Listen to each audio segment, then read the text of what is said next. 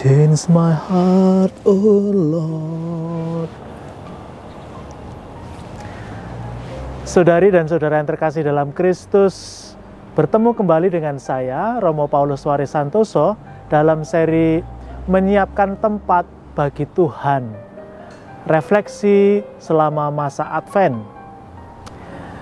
Hari ini tanggal 22 Desember 2020, hari Selasa, hari Natal sudah semakin dekat, persiapan kita sudah semakin mepet. Maka sebelum kita berlanjut, mari kita awali dulu refleksi kita dengan doa malaikat Tuhan. Demi nama Bapa dan Putra dan Roh Kudus. Amin.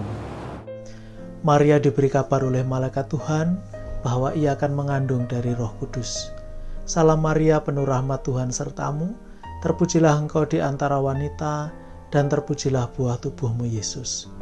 Santa Maria Bunda Allah, doakanlah kami yang berdosa ini, sekarang dan waktu kami mati. Amin. Aku ini hamba Tuhan, terjadilah padaku menurut perkataanmu. Salam Maria, penuh rahmat Tuhan sertamu, terpujilah engkau di antara wanita, dan terpujilah buah tubuhmu Yesus. Santa Maria Bunda Allah, doakanlah kami yang berdosa ini, sekarang dan waktu kami mati. Amin. Sabda sudah menjadi daging dan tinggal di antara kita. Salam Maria, penuh rahmat Tuhan sertamu, terpujilah engkau di antara wanita, dan terpujilah buah tubuhmu Yesus.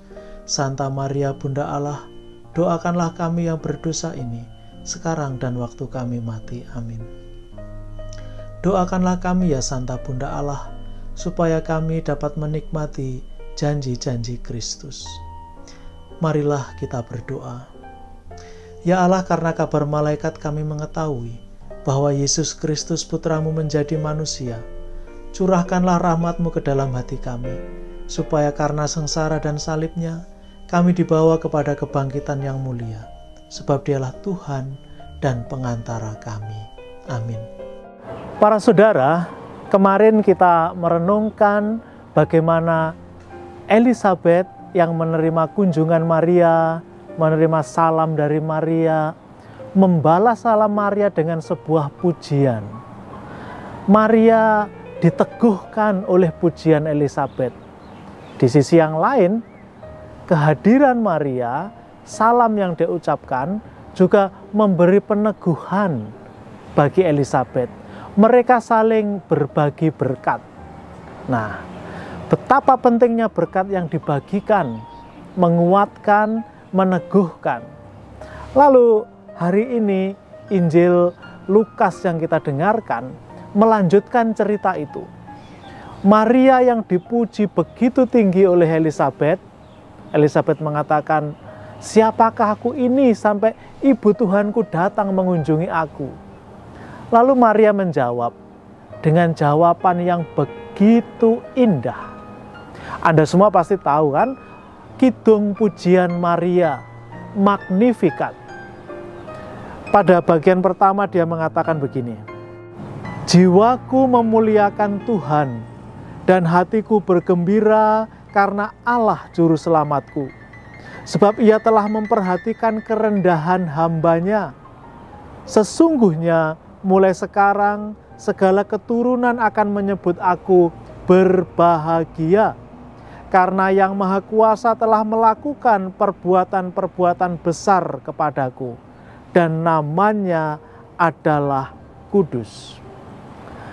Saudari dan saudara yang terkasih dalam Kristus, dari bagian awal kidung pujian Maria ini, saya bisa mendapatkan beberapa hal untuk saya bagikan kepada Anda semua. Yang pertama, Maria yang dipuji oleh Elizabeth itu tidak mengambil pujian itu untuk dirinya sendiri. Dia tidak mengambil kredit itu untuk dirinya sendiri bahwa ya, aku memang pantas dipuji, ya karena aku hebat, ya karena aku melakukan ini. Maria tidak melakukan itu. Maria memilih untuk mengembalikan seluruh pujian itu kepada Tuhan. Dia mengarahkan seluruh pujian itu kepada Tuhan karena dia merasa semua yang dia alami adalah berkat dari Tuhan. Semuanya, dia hanyalah alat yang dipakai. Dengan kata-katanya sendiri kepada malaikat, dia mengatakan, aku ini hamba Tuhan, pakailah aku, terjadilah pada diriku ini seperti yang kau katakan, seperti yang kau kehendaki. Nah, saudari dan saudara terkasih, Maria berkata demikian bukan hanya isapan jempol, bukan hanya bermulut manis, basa-basi, tapi keluar dari hatinya yang paling dalam. Dia merasakan, dia mengalami bahwa Tuhan bekerja begitu hebat dalam dirinya. Segala yang diperoleh adalah rahmat Allah belaka. Ini yang pertama. Yang kedua adalah Maria menyadarkan kita betapa pentingnya kerendahan hati. Dan yang kedua, betapa berbahayanya tinggi hati, kesombongan. Nah, dalam kidungnya dia mengatakan, Allah telah memperhatikan kerendahan hambanya. Dalam hidup kita bersama, hal yang sangat berbahaya adalah kesombongan. Pride, kesombongan. Merasa diri kita hebat, merasa diri kita lebih berkuasa, bahkan dari Allah sendiri. Kita merasa berhak untuk mengatur Allah, untuk menyuruh Allah membuat ini atau membuat itu. Dan kita berhak marah kalau kita merasa Allah tidak melakukan apa yang kita mau. Kita merasa diri berhak memerintah Tuhan.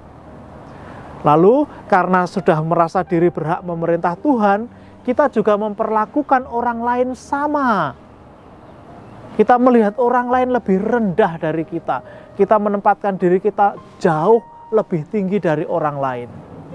Kita biasa ngomongin orang, gibah, berpikiran buruk kepada orang lain, seolah-olah hanya kita sendirilah yang paling baik, yang paling bijaksana, yang paling benar. Orang lain semuanya salah. Kesombongan, tinggi hati, pride, ini adalah akar semua dosa. Nah, saudari dan saudara terkasih, kalau kita balik sedikit ya, kita kembali ya, artinya balik bukan balik, tapi kembali sedikit kepada perjalanan Maria. Ini kan konteksnya Maria sudah di rumah Elizabeth. Kalau kita sedikit balik beberapa hari, ketika Maria berjalan dari Nazaret ke Yudea, karena perjalanan itu memakan waktu 3-4 hari. Karena jauhnya itu Nazaret dengan Judea itu sekitar 100 mil atau sekitar ya 103, 104, lebih 100 km lah. Saya nggak tahu hitungan pastinya. Tapi pada waktu itu jalannya masih sulit, jalan kaki, nggak ada kendaraan. Maka dibutuhkan 3-4 hari. Dalam perjalanan itu, Maria pasti berpikir, merenungkan apa yang baru dia terima dari malaikat Gabriel. Dan pada saat itulah si iblis itu mencoba merongrong, menggoda, dan seterusnya. Dulu iblis berhasil menggoda si Eva, Hawa. Dan dia berhasil waktu itu. Dan sekarang dia mau mencoba juga menggoda Maria. Tapi Maria lulus cobaan. Karena dia tidak mau mencari kebesaran diri sendiri. Dulu Hawa tergoda karena setan mengatakan, kalau kamu makan buah ini, kamu punya pengetahuan akan baik dan buruk. Kamu akan seperti Tuhan. Lihat, godaannya adalah kita diangkat tinggi agar kita seperti Tuhan. Maria tidak. Maria lulus godaan karena dia menolak godaan iblis.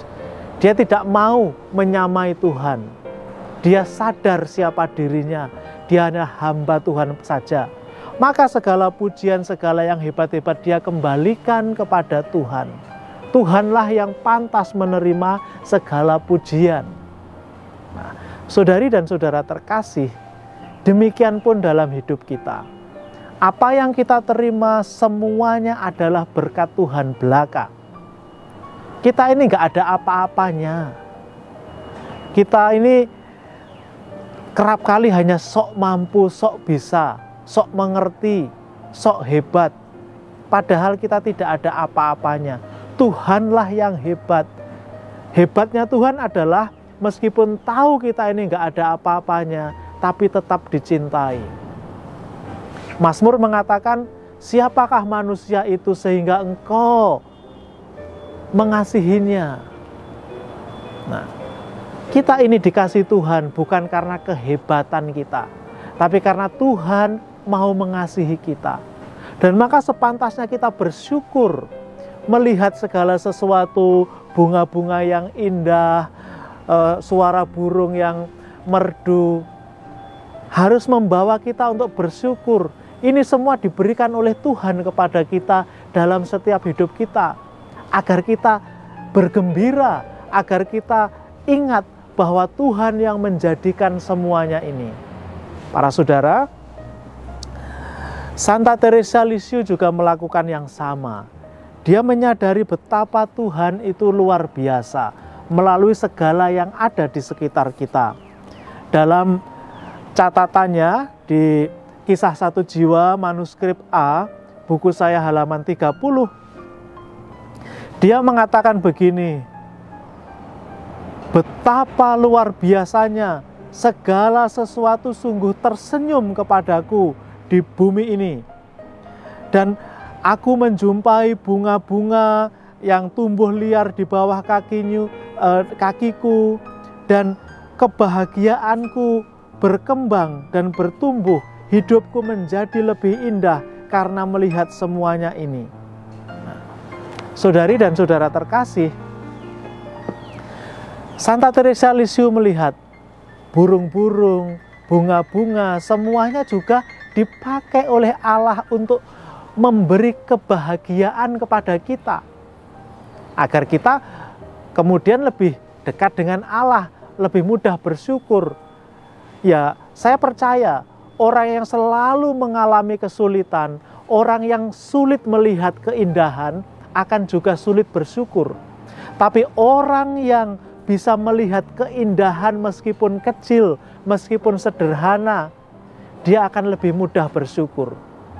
Orang yang mendengar suara burung-burung bisa tersenyum gembira, itu akan juga mudah bersyukur kepada Tuhan atas segala berkat yang boleh kita terima. Saudari dan saudara terkasih, berkat terbesar dari Tuhan yang direncanakan untuk kita akan segera hadir. Natal nanti ketika kita merayakan lahirnya Yesus, itulah hadiah terbesar dalam hidup kita. Bukan kado-kado, bukan makanan, bukan baju, tapi kehadiran Yesus itulah hadiah terbesar. Dan Dia menyertai kita selama-lamanya. Tuhan memberkati. Demi nama Bapa dan Putra dan Roh Kudus. Amin.